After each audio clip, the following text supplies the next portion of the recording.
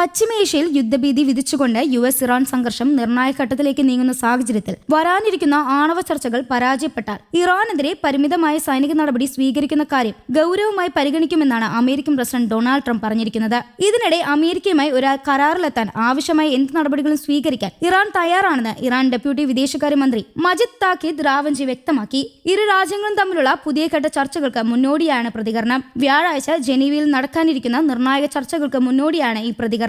Iran മാന്യമായ ഒരു കരാറിന് തയ്യാറാകണമെന്നും അല്ലാത്തപക്ഷം പ്രത്യാഘാതങ്ങൾ നേരിടേണ്ടി വരുമെന്നും ട്രംപ് പറഞ്ഞു. മെഡിറ്ററേനിയൻ കടലിൽ US Gerald R Ford, USS Abraham Lincoln എന്നീ 2 വിമാനവാഹിനി കപ്പലുകളെ വിന്യസിച്ചുകൊണ്ട് 2003 ശേഷമുള്ള ഏറ്റവും വലിയ സൈനിക ശക്തിയായാണ് അമേരിക്ക മേഖലയിൽ ഒരുക്കിയിരിക്കുന്നത്.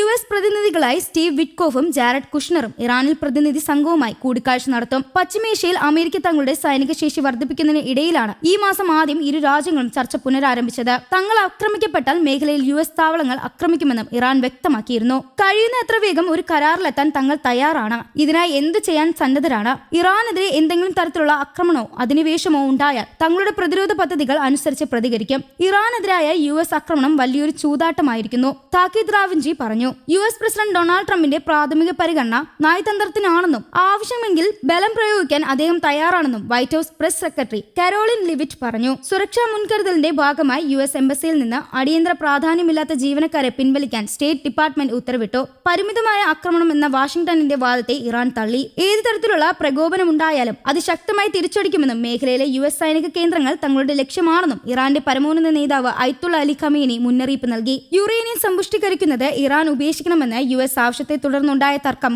കഴിഞ്ഞ വർഷം നടന്ന ചർച്ചകൾ പരാജയപ്പെട്ടിരുന്നു. യുറേനിയം സമ്പുഷ്ടീകരണം ആണവായുധ നിർമ്മാണത്തിലേക്കുള്ള വഴിയാണെന്ന് US കാണുന്നത്. എന്നാൽ തങ്ങൾ ആണവായുധങ്ങൾ നിർമ്മിക്കാൻ ശ്രമിക്കുന്നില്ല എന്നാണ് ഇറാൻ പറയുന്നത്. അതിനിടെ മധ്യ ഇറാനിലെ ഇസ്ഫാൻ പ്രവിശ്യയിൽ സൈനിക ഹെലികോപ്റ്റർ തകർന്ന് 4 പേർ മരിച്ചു. കൂടാതെ അമേരിക്കൻ ഭീഷണി നിലനിൽക്കെ ചൈനയിൽ നിന്ന് അത്യാധുനിക സൂപ്പർസോണിക് കപ്പൽ വിരുദ്ധ മിസൈലുകൾ വാങ്ങാനുള്ള നീക്കത്തിലാണ് തെഹ്റാൻ എന്നും റിപ്പോർട്ടുകളുണ്ട്. ഇറാനിലെ സർവകലാശാലയിൽ ഭരണവിരുദ്ധ പ്രക്ഷോഭങ്ങൾ ശക്തമാകുന്നതിനിടെയാണ് അന്താരാഷ്ട്ര തലത്തിൽ ഇത്തരമൊരു സൈനിക നീക്കം നടത്തുന്നു എന്നത് സ്ഥിതിഗതികൾ കൂടുതൽ സങ്കീർണമാക്കുന്നു. സംഘർഷം രൂക്ഷമായ സാഹചര്യത്തിൽ ഇറാനുള്ള ഇന്ത്യൻ പൗരന്മാർ എത്രയും വേഗം രാജ്യം വിടണമെന്ന് ഇന്ത്യൻ എംബസി നിർദ്ദേശിച്ചിരുന്നു. ജമ്മു കാശ്മീർ മുൻ മുഖ്യമന്ത്രി ഫറൂഖ് അബ്ദുള്ളയും ഇറാനിൽ പഠിക്കുന്ന വിദ്യാർത്ഥികളോട് ഉടൻ മടങ്ങാൻ അഭ്യർത്ഥിച്ചു. ഇറാനും അമേരിക്കയും തമ്മിലുള്ള നിർണായകമായ 3ാം വട്ട ആണവ ചർച്ചകൾ ഈ വ്യാഴാഴ്ച ജനീവയിൽ നടക്കാനിരിക്കെ ഒരു ചരിത്രപരമായ കരാർ സാധ്യമാണെന്ന് ഇറാൻ വിദേശകാര്യമന്ത്രി അബ്ബാസ് അറഗ്ചി അറിയിച്ചു. പരസ്പര താൽപര്യങ്ങളും ആശങ്കകളും പരിഹരിക്കുന്ന ഒരു കരാറിനുള്ള ചരിത്രപരമായ അവസരമാണ് മുന്നിലുള്ളതെന്നും നയതന്ത്രത്തിന് മുൻഗണന നൽകിയാൽ ഇത് യാഥാർത്ഥ്യമാകുമെന്നും അദ്ദേഹം സമൂഹമാധ്യമമായ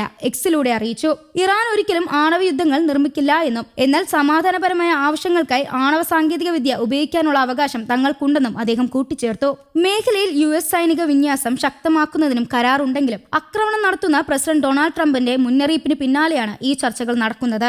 ഏതൊരു ചെറിയ ആക്രമണത്തെയും കടുത്ത രീതിയിൽ തിരിച്ചാക്രമണത്തിലൂടെ നേരിടുമെന്നും അത് തങ്ങളുടെ പരമാധികാരത്തിനുമേലുള്ള കടന്നുകയറ്റമായി കാണുമെന്നും ഇറാൻ വിദേശകാര്യ മന്ത്രാലയം മുന്നറിയിപ്പ് നൽകി. കഴിഞ്ഞ വർഷം നടന്ന ചർച്ചകൾ ഇസ്രായേൽ ഇറാൻ യുദ്ധത്തിനെ തുടർന്ന് തടസ്സപ്പെട്ടിരുന്നു. സിവിലിയൻ ആവശ്യങ്ങൾക്കായി യുറേനിയം സമ്പുഷ്ടീകരിക്കുന്നത് തങ്ങളുടെ അവകാശമാണെന്ന ഉറച്ച നിലപാടിലാണ് ഇറാൻ ഇപ്പോഴും. News desk Kerala Kaumudi.